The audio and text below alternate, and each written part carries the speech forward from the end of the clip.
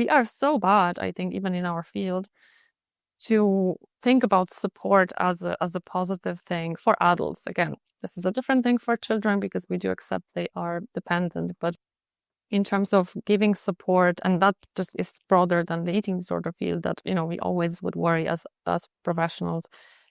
Is the person taking too long? Are they becoming too dependent on the services? Or, we kind of have this a lot of worry about support.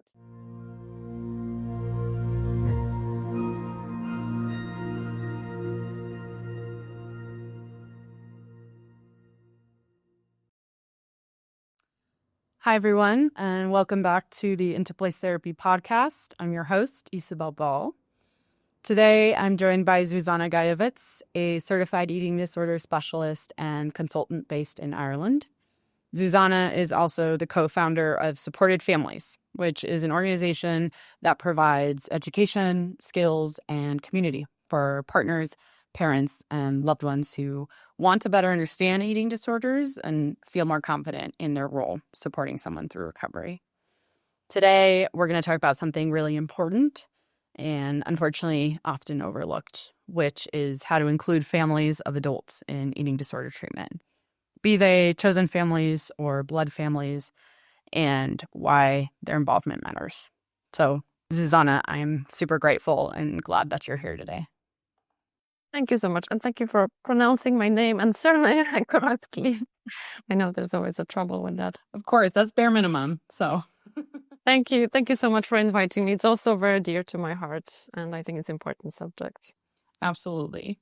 Yeah. So to start off, I'd love if you could introduce yourself and share what led you into the eating disorder field, and especially working with families of individuals who are struggling with an eating disorder. Mm-hmm. Yeah, sure. So I think the field found me rather than I necessarily was planning, but it's a really right fit. I never struggled with food or eating, but I really like working with that population of highly sensitive people. I really feel that this is really a field that I kind of fit in well with my skills.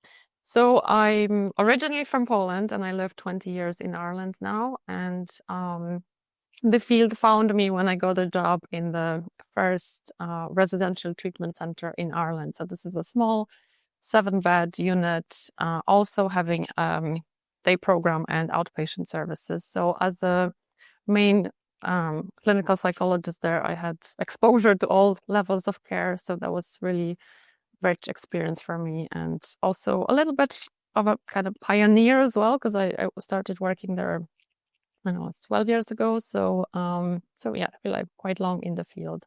So you mentioned I'm a psychologist and certified eating disorder specialist. I'm also a family therapist. So I think that's just kind of naturally brought me to considering families and thinking about families more. So what I've noticed was that families were really very rarely involved, and I was really curious about this and really wanted to change that. So I started by just introducing monthly family educational groups.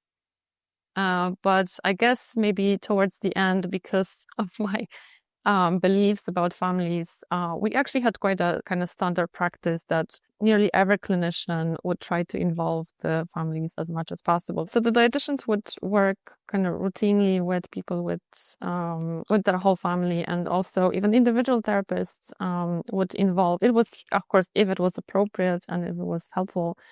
Towards the end of my stay, they would involve families. So sadly, in Ireland, the private insurance would cover only 3 sessions with the family therapist for the 12 weeks of the person's stay. So we kind of just try to extend that and, again, involve families as much as possible. And I know that some professionals have some maybe worries about that, or definitely I think we miss a framework of how to do that, how to safely and within boundaries involve families. But we can maybe talk about this later. But yes, that's kind of my journey, and I was very proud that we were able to involve families more and more. And yeah, we had many conversations in the treatment teams about that. Yeah, and I appreciate the piece that you mentioned around insurance. I mean, being from the United States, insurance is definitely a limitation and speaks to some of why families get left out. But I'm curious, like, what are some other reasons or what other thoughts do you have on why it is that families get left out from treatment? Yeah, I think it has very much to do with the culture we are living in. And I think the culture is then influencing our training as professionals, and it's also influencing how services are set out. And, I think that's like a cascade of those beliefs that are passed on. And even I think the culture we live in is actually perpetuating the stigma, the mental health stigma, but particularly I think the stigma for eating disorders is particularly bad. So I think we're kind of going deeper into what I mean by the culture. I think that definitely we have this kind of thinking in our culture that children are dependent, so that depend on the parents, so that makes sense to involve them. But adults are independent, or they should be independent, and by involving other people, we make them less independent, or it would threaten their independence, and it's absolutely not like that. And I think that other bit, that kind of misconception that support equals less independence or would maybe be threatening to their just developing as a person or being more involved in the world, kind of stems from other beliefs that we have in the culture. I think that we are living in a culture that really believes that, having needs is a bad thing. It's, you're being needy if you have needs, that having feelings is not such a great thing, that the less feelings we have, the better. And also that bit about, depending on other people or needing support as being bad. And, it is really very unfortunate because we are social creatures and we kind of interdepend. And that's always been part of, why we maybe even dominated the planet, because we're not the strongest animal. We're not even maybe the smartest animal. But, the strength was always in being able to cooperate and work together. So this is quite unfortunate. Again, when I talk about culture, I mean the Western culture. So yeah, so that's quite unfortunate that we really promote kind of ideas that if you don't need anyone, if you don't have many feelings, and if you don't need support, that's good. But actually, those people, particularly, or if you don't care what other people think as well, it's good. So then, we're kind of promoting sociopathic or, psychopathic kind of traits, which, maybe explains the state of our current situation. But yes, and I think it then stems into the mental health stigma that we are so bad, I think, even in our field, to think about support as a positive thing for adults. Again, this is a different thing for children because we do accept they are dependent, but in terms of giving support, and that just is broader than the eating disorder field, that we always would worry as professionals. Is the person taking too long? Are they becoming too dependent on the services? Or we kind of have this a lot of worry about support. So that's one thing that really worries me. And the other thing is that I think it's connected probably, that this informs, I think, this idea or kind of how we conceptualize eating disorders and how we conceptualize recovery. So I think within the same context, within this culture, we really think that eating disorders, kind of we tend to look at them from the behavioral kind of perspective. It's just a behavior that we need to stop, and even if we are more educated, of course, maybe professionals shouldn't have that view that it's only a behavior, but then maybe we will think, okay, well, then maybe it's not just the behavior. Maybe people need some, tools, or maybe we need to help them with things. But I think we rarely think that people need information.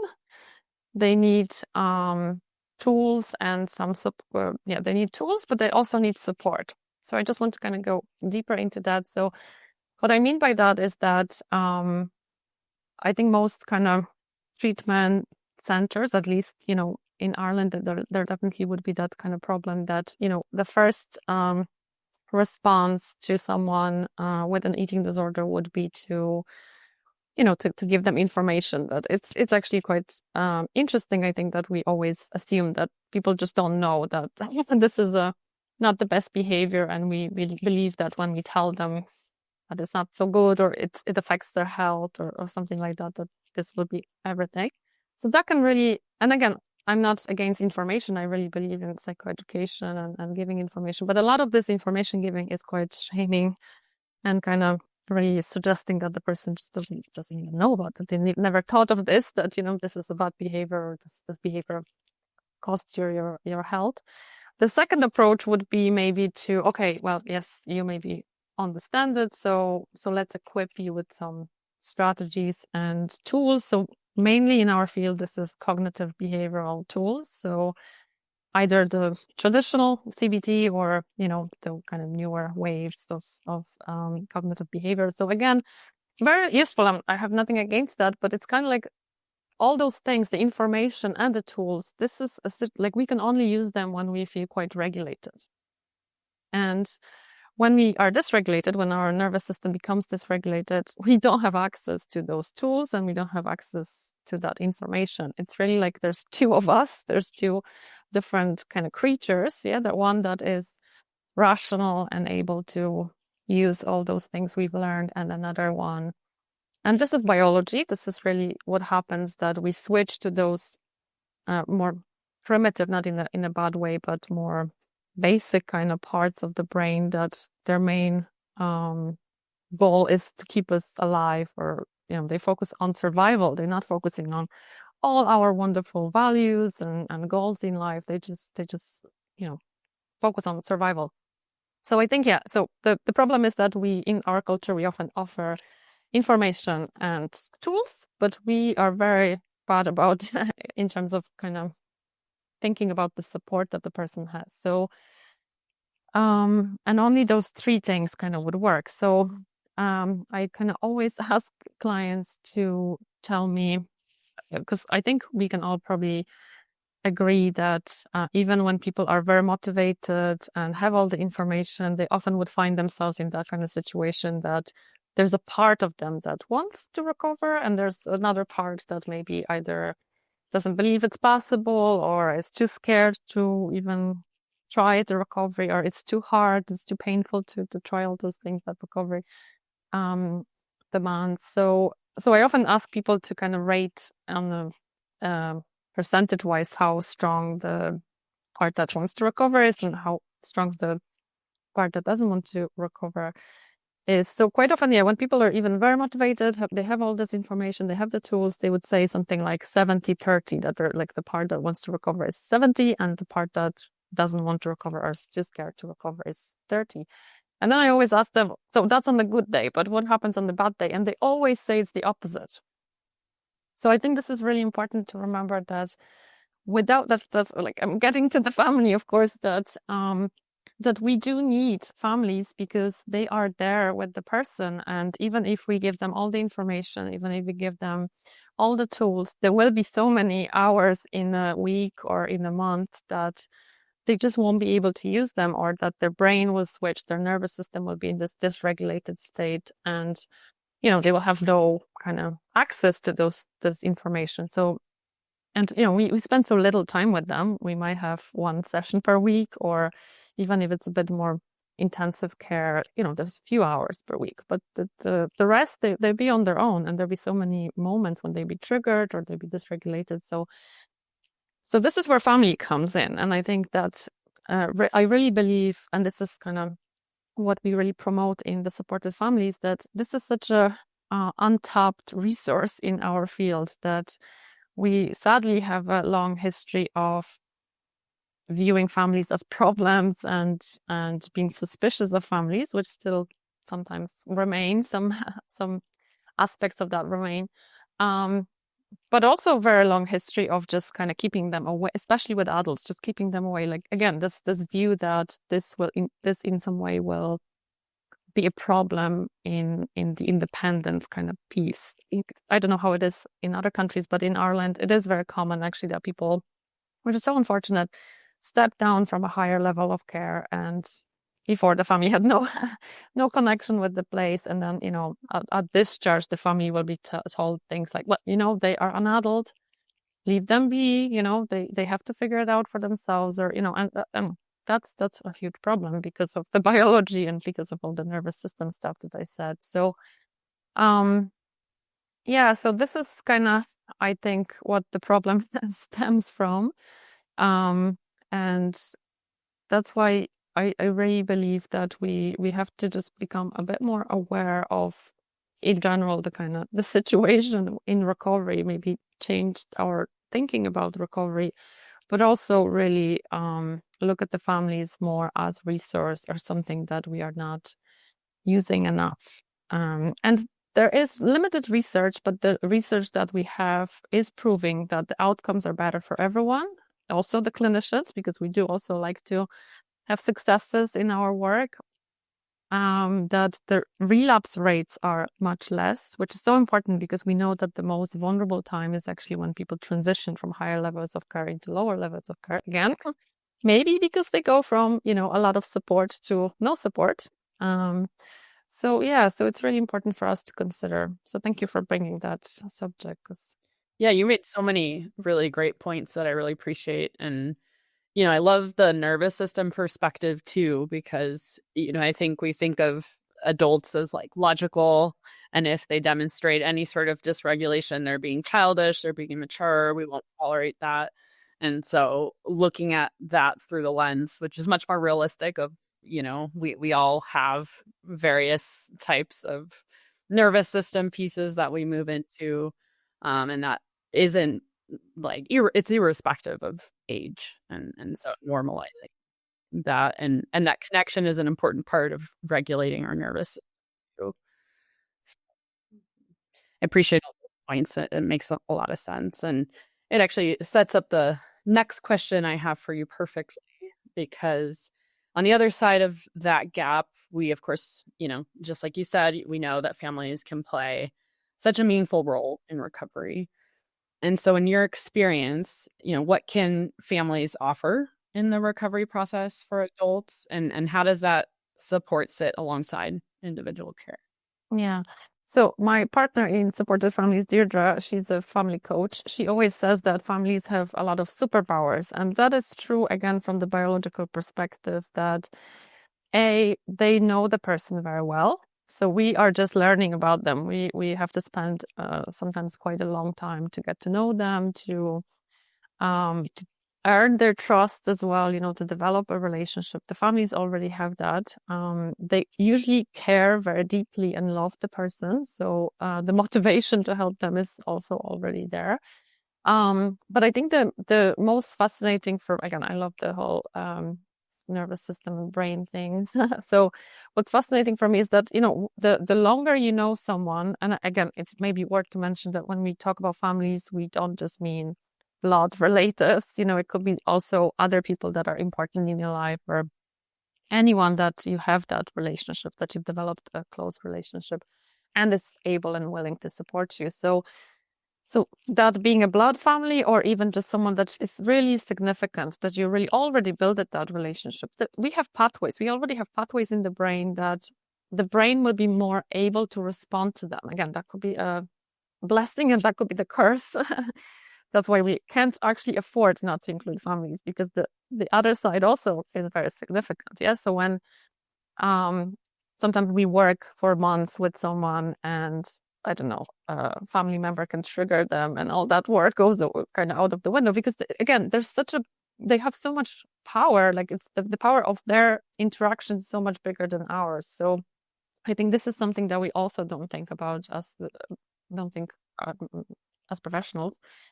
So how about maybe using that kind of relationship that they have into our advantage, rather than just hoping for the best, but that the hoping for the best often actually brings those very painful experiences that, like, at the same time, no one can trigger you as badly as someone that you care about, So I think that's really, really important. And again, I think families are really willing, and they just don't know what to do. So And I think another misconception that we have often is that really annoys me. But when I supervise people, I really try to highlight that because sometimes we kind of look at the families and how they present in the moment, or maybe the dynamics between them, and there's some judgment. But we have to remember that this is a situation of a crisis. This is not we're not meeting the family when they are again regulated and everything is working well. We are meeting them in a point of crisis. So quite often what we see is their desperate ways or desperate tries to somehow manage the situation, or somehow they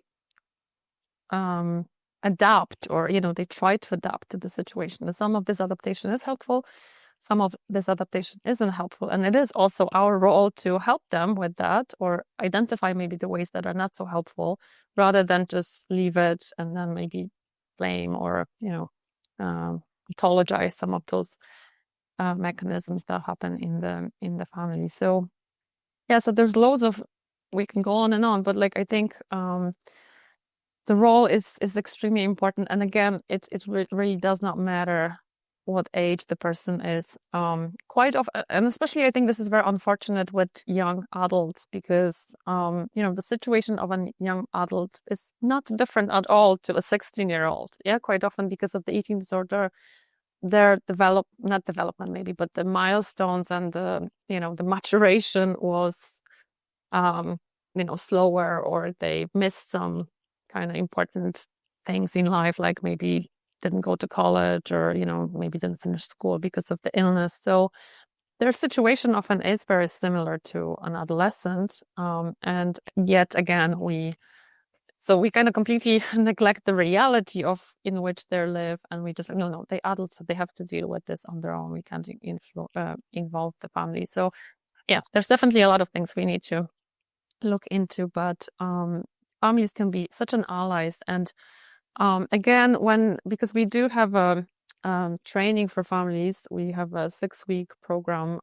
for families, actually just teaching them the skills, and very heavily kind of based around the brain and the nervous system. And when they discover that, they actually already have that connection, that the person is responding to them, and they just feel so much more empowered, because they realize that their ability to regulate or co-regulate their person is the biggest gift that they can give. They don't have to know everything that professionals know. They don't have to always be right, but just the fact that they can be there and they can co-regulate and they can calm their nervous system is so important. Because again, when we are regulated, we are back to knowing and having all the tools and being able to use the tools. Yeah. So it's just in those moments when we become dysregulated that we really need someone, because otherwise we would make the same choices that we always make, which again then make us feel horrible and make us feel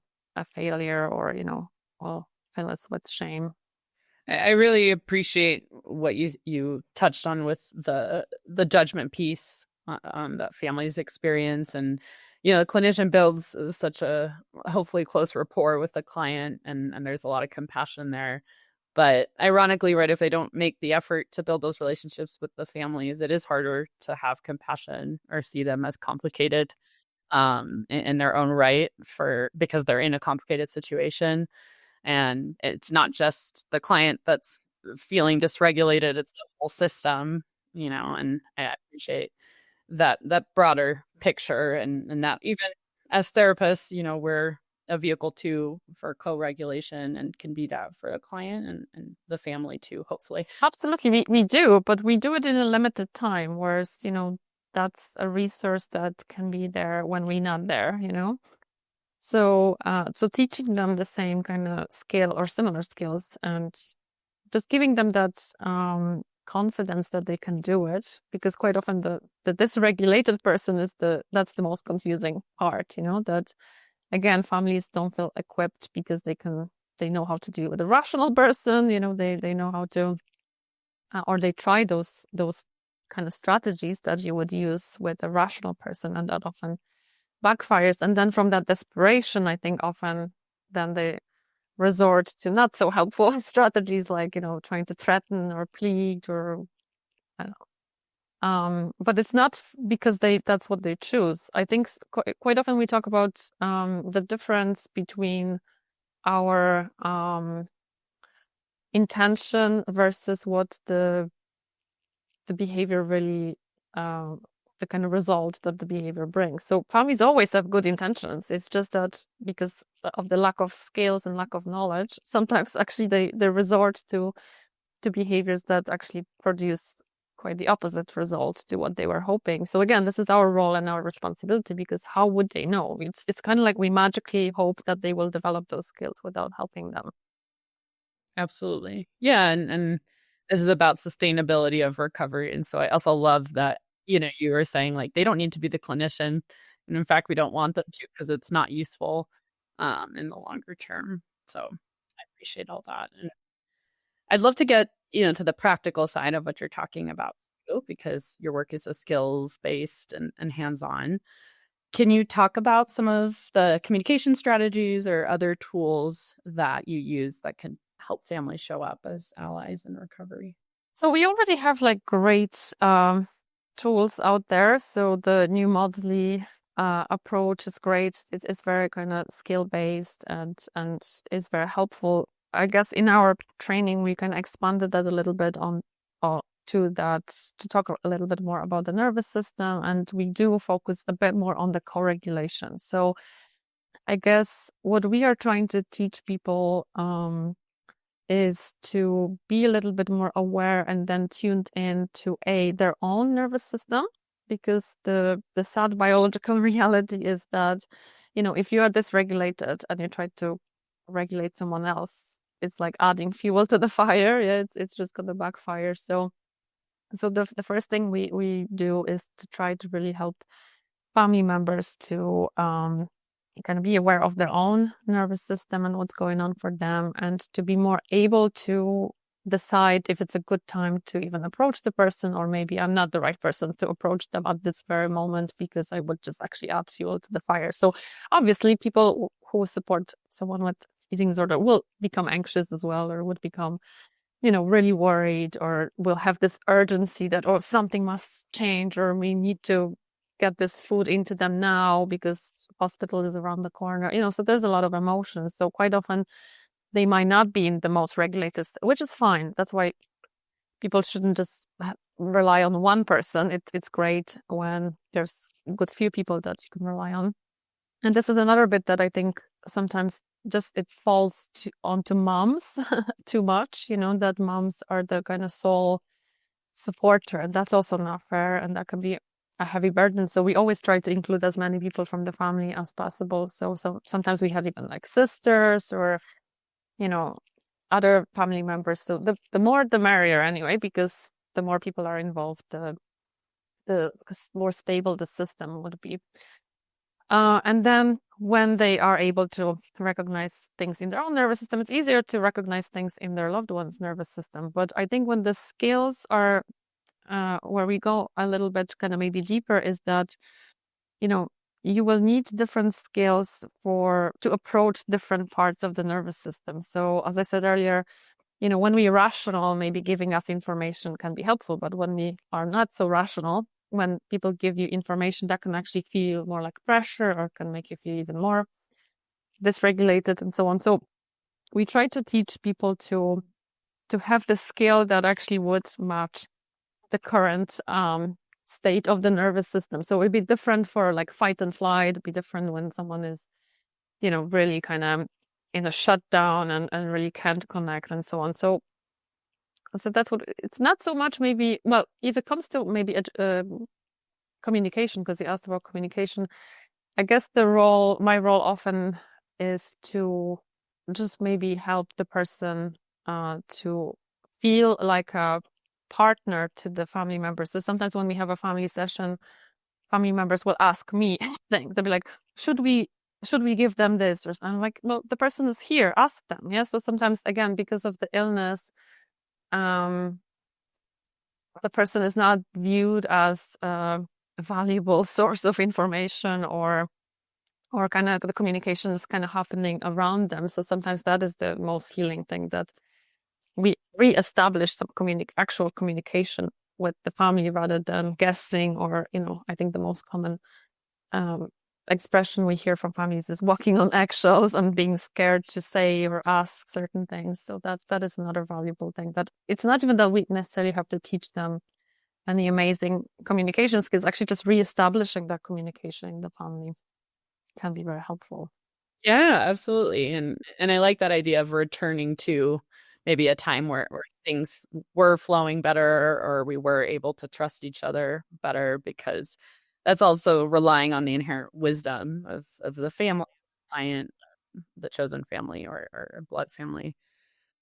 So I love that. And I think can be very empowering. And you mentioned this earlier, to feel like, oh, I do have those skills. It's just, how do I bring them back out in this context? Yeah, the feedback we get from people who attended the training is that they do feel a bit more confident, and um, when they feel more confident, they actually, much more helpful, because I think it's the fear, it's this walking on eggshell kind of situation that often backfires, because, just people are kind of trying to walk blind, so it's really difficult. Yeah, and that fear of triggering, or fear of saying the wrong thing. And I love that you said that earlier, of like, that happens in our closest relationships. It's supposed to happen. We can invite that. And there's so much that can be learned from a difficult experience that we go through with loved ones, and it can prepare us for future inevitable challenges. Yeah, another big relief for families is that we often say that, when you try to kind of relate to the person, you don't always have to be right. Actually, it's just the fact that you're trying to figure out what's going on for them. You're asking, not telling them, you definitely feel this. You're asking them, is it maybe that you feel, is it maybe that this is difficult? That feels so, that actually brings connection. So I think that's a big relief to families, that they don't have to be right. And again, gives them that confidence that they know how to connect, they know how to relate, and they don't have to be always right. They don't have to have all the information. Actually, that relationship is the main platform that we are trying to utilize here. Yeah, and it makes me think about, like, one of the most valuable parts of my training as a therapist was learning about the importance of, like, repair in our relationship with a client, but also in all of our relationships. And like, that is where some of the biggest growth that we have, and an interdependence sort of perspective happen. Yeah. So you alluded to this earlier, but of course, supporting adults comes with its own set of complexities, and it brings up questions about autonomy. And you spoke to that, and what that looks like in culture, or boundaries, and also, complicated family dynamics. And so, how do you navigate situations where you're trying to balance an adult's independence with family involvement, or when family dynamics themselves are adding to the stress of treatment? So maybe let's separate that, because I think I would feel quite confident that it does not really interfere, like that, including families, that does not interfere with the launching yourself into adulthood, or being a proper adult. So the expression that I often use is that the support, of course, has to be needs based. So it needs to be appropriate in the right time, in the appropriate kind of amount, and all this. And this is the piece that, again, we have to help families to be able to more skillfully assess when it's the right time, and when it's not the right time, or what is the amount of support we need to give them, and so on. So again, this is important, that those conversations happen with the person as well, that they are the expert, and we just kind of facilitate those conversations. And this is why you don't necessarily have to be a family therapist to facilitate that, because we're not actually working on the family dynamics, we're not working on the family system. We're actually just trying to help them to be able to support that person when we are not there, or we are trying to kind of teach them the skills that we use. Again, we have to do that because we can't be with them 24 hours. So, and again, the brain will malfunction at times, that, they wouldn't be able to use the tools that we're teaching them. So I don't feel this is in any conflict. This is just, I think, the cultural kind of piece that I was saying earlier. And the fears are coming from that and a cultural bias. But yes, that's true. Actually, at times, families or might not be able, or and there could be different aspects of that. Yeah. So, of course, there are some families that are just not really helpful. Like, let's name it.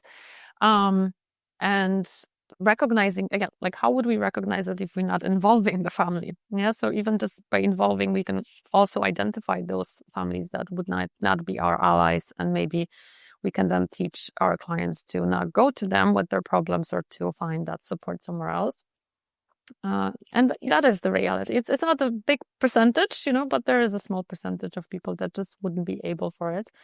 Sometimes, on the other hand, they are able, they just burned out, or they are, again, that's kind of true, our neglect in some way as well. They had that experience that they tried and it was wrong. So they kind of stopped trying, or they, as a kind of coping mechanism, they just builded a wall, or, they just don't want to be involved, or, so it's always worth to look into that. Is the family really not able, or is there a history? And maybe if we help them, if we support them, maybe we can kind of rebuild that a little bit. But again, there'll be some families as well that just wouldn't be able, and that's it. So that's, I think, very important, because we kind of jumped to I think there's so much fear that and yeah, sometimes even judgment, that we already assume that the families are less able or whatever. So it would, but again, on the maybe clinician side, I think that similarly, the culture is affecting our training. So I think the training we receive is also very kind of individualistic, especially if you dietitian, or if you're individual therapist or psychologist, we kind of feel more equipped to work one-to-one with the person.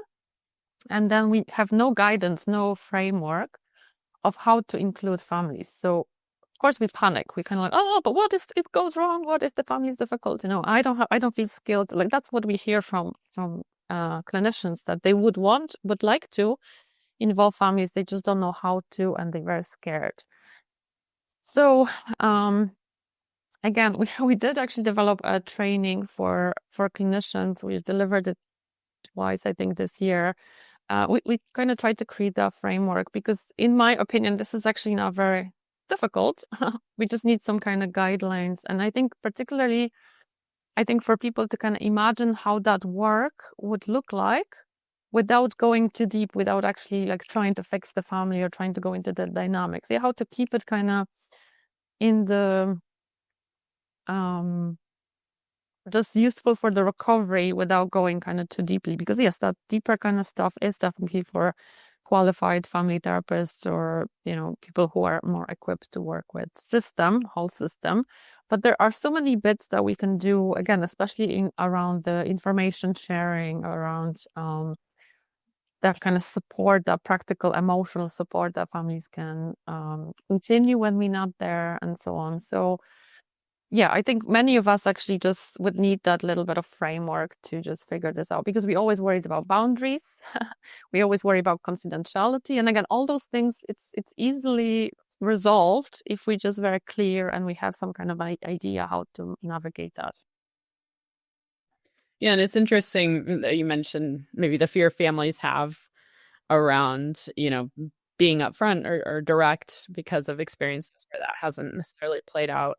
And then also as clinicians, how in some ways we feed that cycle ourselves sometimes if we're avoiding involving families out of fear of, I don't know enough, and so that can work on two fronts. Yeah, well, that's what eating disorder brings. Eating disorder is really bringing that disconnection and that confusion, and really likes to polarize, likes to keep everyone kind of separate. So sometimes we sadly fall into that and kind of prolong that separation. So it can be so incredibly helpful when we get that information from families as well, because they are there all the time. So we can actually be completely wrong, because when we see the person and they tell us about something, that's one part of reality that we see, whereas the families can bring those other aspects, like, yes, that's true, that this happens when they regulate it, but then we see this whole other side of them when they dysregulate it. And, we kind of might miss a very important part of the whole story when we are not connected to the family. And burnout, just because I heard you speak to that earlier, I'm just wondering if you could say a bit more about, how that shows up and what can support families in dealing with that. Well, sadly, I think again, at least in our part of the world, the natural kind of pathway would be that it is a struggle from the very beginning to get support, to get help, even for the person, not even talk about support for family, but just to get the support for the person. So there's a very long journey usually of, going from one person to another, one GP, I don't know, finding a therapist, finding a service, trying to get the person into right level of care, and so on and so on. So they already quite, they've done a lot of work already, even just getting people into services or advocating for them. So I think sometimes we kind of don't fully appreciate the level of exhaustion or, energy that families need to put into just even getting their loved one into care. So, and then if there's, of course, like negative experiences or multiple maybe hospitalizations or multiple maybe admissions or even being involved with services, they do wear out. Like it can lead to burnout. It can especially if they not guided, if they don't know, and they maybe keep repeating the kind of painful pattern, but they try their best. They always have good intentions, but it kind of backfires. So quite often the withdrawal or even negative attitudes could be caused by just complete exhaustion rather than necessarily kind of not being willing to continue supporting that person. So yeah, there's a huge I think that's something that the field should look into a bit more, because like we kind of partially produce that problem by not supporting, by not offering things kind of early enough, and even mitigating some of those problems. So yeah, that's so true. So there's even this like advocacy trauma that we just, again, by similarly to the person where they're not getting the support and they dismiss, the families feel the same. They feel like they're not good enough, or they're not strong enough, or they feel that they should do more, and that not, that there's just such a big part of, because like you said, it doesn't only affect the person, it affects their family too. So, you're touching also in there on those like structural higher level issues that contribute to the burnout. And so from your perspective, what are maybe the key changes you'd like to see in how professionals include families of adults in treatment, whether that's in Ireland or more broadly?